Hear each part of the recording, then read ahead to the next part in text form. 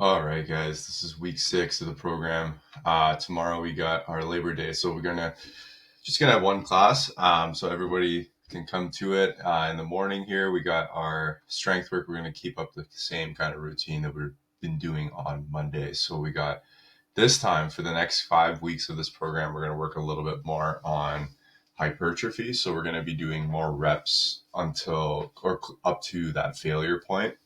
So with how this works, the first kind of 3 sets, and this is going to be on a running clock.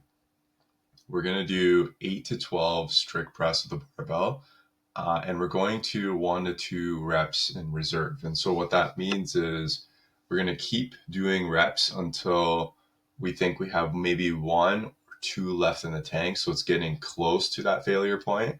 We're feeling the shoulders getting tired. We're feeling that fatigue in the muscles, and we feel like there's maybe 1 or 2 reps left in the tank. Then we're going to stop.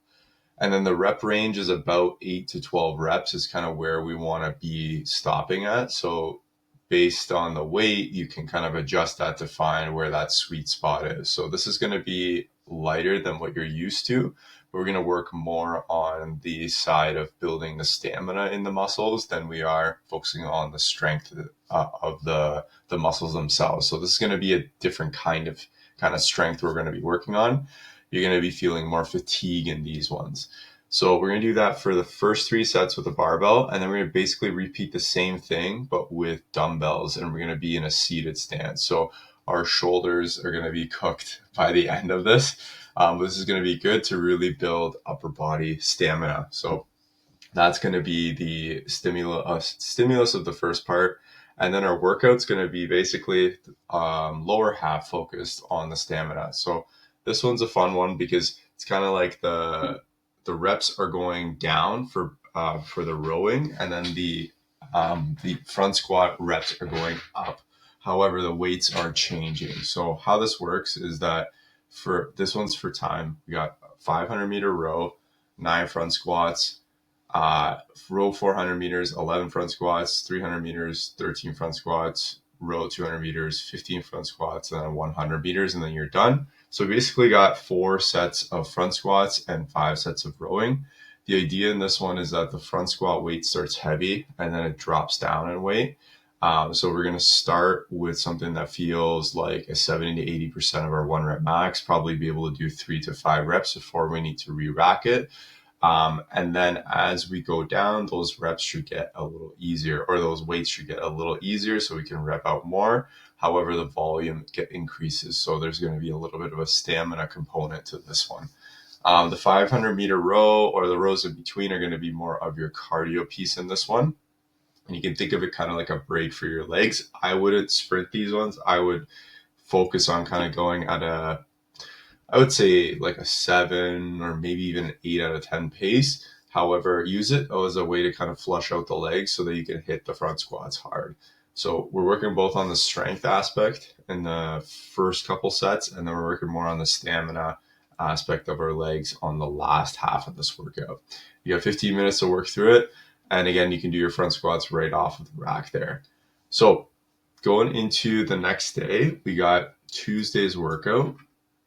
This one's going to be, we're going to continue our skill work. We're going to keep doing this throughout the 10 weeks here, really build that skill. And we got to keep doing the same movement over and over again to really refine the technique. So compare it to last week, see if you can do a little bit better. And as always, it's either practice a double under, or if you have them, let's try and work on being as consistent as we can with a certain rep range. After we're done the skill, our workout's going to be 10 rounds for time. We got 16 lateral parallel hops. So we're going to jump over the parallel laterally and just going to alternate over it for 16 reps, 12 alternating dumbbell snatches, and then 8/6 assault bike calories.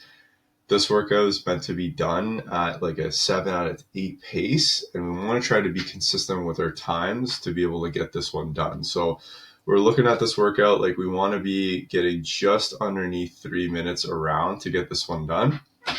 I did kind of tighten the time cap a little bit to kind of force a little bit more of that intensity in this one. If you're not close to that 3 minute per round kind of pace, then I would definitely reduce the progressions a little bit, reduce the weights, even the reps, so that you can be closer to that. So if you find that you're taking 4 or 5 minutes to do a round, or you think it would take you that long to do this, definitely let's cut it down a little bit more so that you can stay underneath that sub 3-minute pace to get this one done in the 28 minutes, or at least I would say get 8 rounds done in those 28 minutes. That would be at least a good kind of stimulus to get if you do those 8 rounds with consistent times across that workout. So that's Tuesday. Wednesday's workout, we're going to do a little bit of a switch with our strength skill. We're going to still work on the snatch. We're going to work on some power snatches to really develop some explosiveness and power. So we're not going to worry about kind of getting into a squat as much. However, we're going to still include it. And this is how it works. We're going to be doing 3 rounds of a set of 3, a set of 2, and a set of 1. We're going to basically do these in singles. So I would say, like, when you do the set of 3, you're going to be doing 1 power snatch, take a little break, do another one to make a set of 3. But it's like a quick kind of reset in between. You want to make sure also that once we finish, we don't want to touch and go these, so kind of have a little bit of a reset. And then the last rep of every set, we're going to do an overhead squat. So you're basically doing 3 overhead or 3 power snatches, and then leave that bar overhead on the third one and do an overhead squat. Same idea on the next set for the 2s. You do a power snatch, reset, power snatch, hold it, and then do a overhead squat. And we're going to go through 3 rounds of this. So, and we're going to do it every 90 seconds. So at 0, we're going to do a set of 3. At 90 seconds, we're going to do a set of 2. At the 3-minute mark, we're going to do a set of 1. And then go back again and repeat that again. So at 4:30, we're going to do a set of 3. At 6, do a set of 2. And then at 9 or 7:30, do a set of 1, etc. And just keep going. And basically it's kind of 9 sets or 3 total rounds of this wave. Since it goes down in reps, you can go up in weight here. If you're struggling with the overhead squat, we're going to work on an overhead lunge as a way to still work on getting into that hip flex position and still challenging our overhead positioning there. This is also that idea you can also carry into the WOD because we have overhead squats in the workout. This one's for time. We got 21, 18, 15, 12, 9, 6, 3 overhead squats and sit-ups. The goal of this one is to work on our midline, and we're working on our lower body endurance. So our legs are going to be pretty taxed in this one. I would say choose a weight where you can practically do or get really close to doing these in unbroken or maybe in 2 sets if you're trying to just be smart with your pacing in this one. But this one's meant to be done like at a quick pace. So we're moving fairly fast in this one. Not a lot of like sets that we're trying to do. We're just trying to chip away and get as close as possible to finishing this workout. So even if we get to like the 6s or maybe a little bit like almost on the 9s, I would still say you get a good chunk of the reps done there. But ideal or goal is to get this one done. I would say somewhere around that 10 to 12 minute mark is kind of where we're aiming for this one. If you do finish faster, awesome. But this is not meant to be done in like 5 or 6 minutes. So we want to be closer to that 10 to 12 time range for this one, or at least be really, really close to finishing. So that's Wednesday. Going into our Thursday, more of an endurance-based day. So this is where we're kind of working more on the cardio. EMOM 40 for calories, actually I should say for reps. So this one's for reps. The idea in this one is to hold a sustainable pace. 40 minutes is a long time. We're going to row, we're going to do burpees, bike calories, and then lateral met ball throws. It's meant to be done at like I would say like a 7 out of 10 pace for a majority of it. And then maybe those last couple rounds is where we push it. I would keep track of your reps after the 4th round. Just make a running total and then write it down. And that number, I want you to be as consistent as you can. So let's say you get estimating 50 reps. Let's be like maybe plus or minus 5 reps across the board for this workout. Then that way, you're being consistent and you're getting the stimulus of endurance. So avoid that kind of crash and burn effect where you go fast and then you drop off significantly.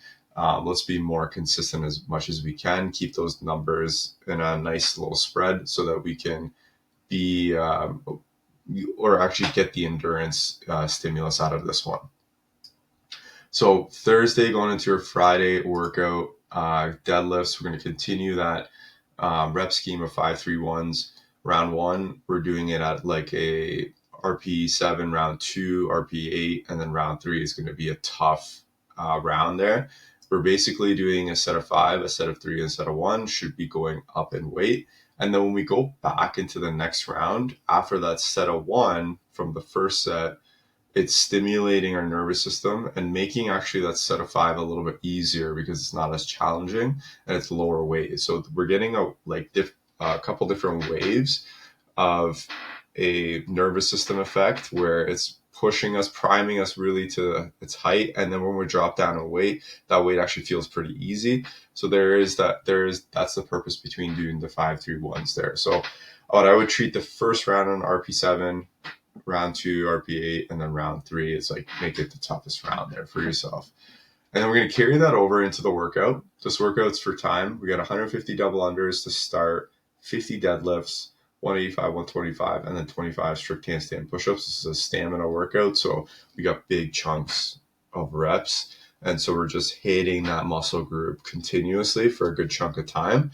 And we only got 10 minutes, so we got to kind of push that intensity in this one today. So choose, I would say, like, if you get into the strict handstand push-ups and you're just working through that, you got the stimulus out of this one. So you don't need to necessarily finish this one to get it, but I would say don't get stuck on the deadlifts and not be able to do the strict handstand push-ups. Definitely have some time to be able to do that. So that's the goal with that workout today, and it's specifically on the stamina. So we're gonna feel the stamina on our legs, our calves, I should say, and the double unders and the little cardio.